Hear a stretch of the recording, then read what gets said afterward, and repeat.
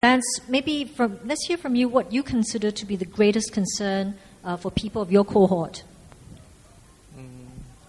I think we are all improving. So with improvement, I see that we will be more competitive in the society. So when we are more competitive, the cost of living, the standard of living will increase. So I wonder how our next generation will be able to compete with each another in this really stressed up life that most of us are having really. Yeah. Okay, I think we've been the topic about this is about nation building, and I think we talked about country and how to bring people back possibly, and hope that they do come back. And we also did touch on how the new generations of young people tend to be what's in it for me. Particularly, maybe it's more magnified. They're more, less shy about, going after what they feel they deserve and want. And here I'd like to just throw this out for discussion. John F. Kennedy once said, "Do not ask what your country can do for you, but what you can do for your country."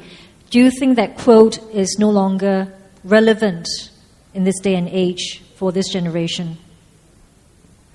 It's still relevant, but I think the country, that word, you change to company.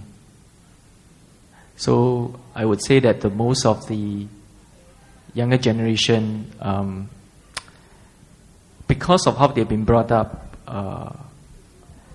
although they are socially conscious because they are well informed, and we see people volunteering, but talking about the big grand plans of nation building, the people who grab hold of that and really passionate about it, I wouldn't say it's on the increase. I would say that they are interested, but really committing themselves would be a bit more difficult. That phrase itself, or those sentences, is relevant when you apply it at a slightly smaller scale and say, about company. Because to them it's about climbing the corporate ladder and how far they can get ahead. When they achieve certain financial stability and meet some of their career objectives, maybe the nation building part can come in, and it will come in. I think ultimately they achieve a certain status, I think they'll be thinking about that.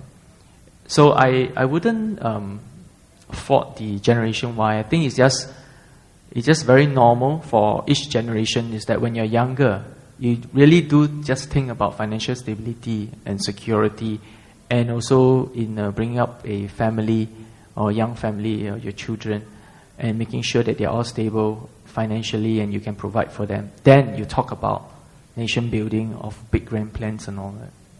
So I know people are getting hungry, they want the next meal already, but maybe, Mr. Teo, just to round off this discussion, we have employers and employees here. If there's one thing you need to say to both sides, just one thing to Gen Y, and one thing to the employers out there to try and make the environment more conducive for the changing face of the new worker, what would be the two things be? First is give them space,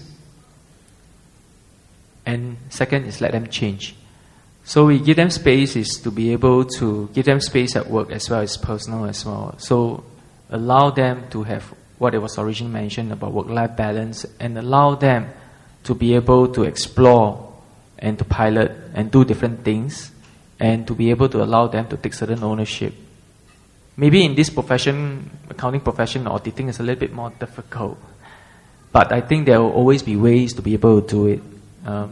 And we must, the non-Gen Ys must know, you cannot profess to know every single solution, you won't. So listen out, listen to what they have to offer, what they want to offer. Second, allow them to change. Means that really allow them to change certain things that impact. So don't, allow them to be part of the process of change, and allow them to be able to let you know what they want to do and to be able to do it. I hope that actually motivates, but maybe Lance, you should share as well. Is that what you're looking for? That's basically what I think should be. The employers should give us more space. Obedient Gen Y. Yes, it sounds like you have his vote. Lance, thank you very much for being on stage with us. Thank you. Thank you. And Mr. Teo, thank you very much.